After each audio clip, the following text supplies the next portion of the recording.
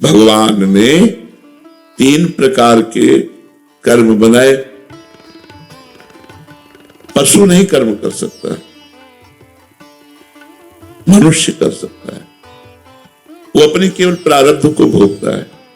आपका प्रारब्ध भोग भी है, संचित कर्म भी है और क्रियमाण भी है।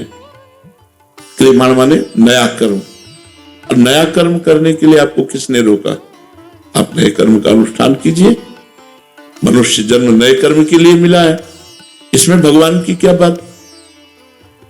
भगवान जो करेंगे वो अच्छा करेंगे। किसके विषय में कहा गया? परिणाम।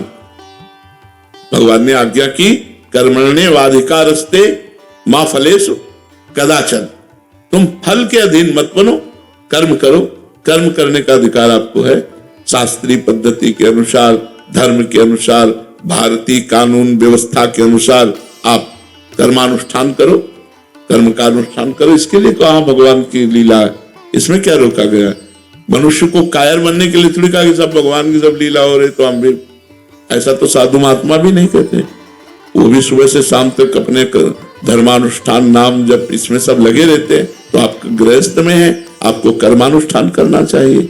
नवीन नवीन कर्म करो, उत्साह पूर्वक धर्म कमाओ और अपने परिवार का, हमारे भारतीय समाज की सेवा करो। अब जैसे धन बढ़ गया तो लाखों गौओं का लोग पोषण कर रहे हैं, बड़े बड़े अस्पताल खुलवाए हुए हैं। तो ये सब करो। धन बढ़ जाए तो इसका सदुपयोग करो। अगर धन नहीं उतना है तो अपने परिवार का पोषण करने के लिए धर्म पूर्वक धन कमाओ। ऐसा कब कहीं कोई आदेश नहीं हुआ है कि तुम भगवान की लीला मान करके आलसी बने रहो, कायर बने रहो। ऐसा नहीं है। समझ पा रहे हो आप हमारी बात? मनुष्य शरीर क्रियमाण, नवीन कर्म करने का अधिकार रखता है। इसलिए नवीन कर्म करो और अच्छी उन्नति को प्राप्त हो।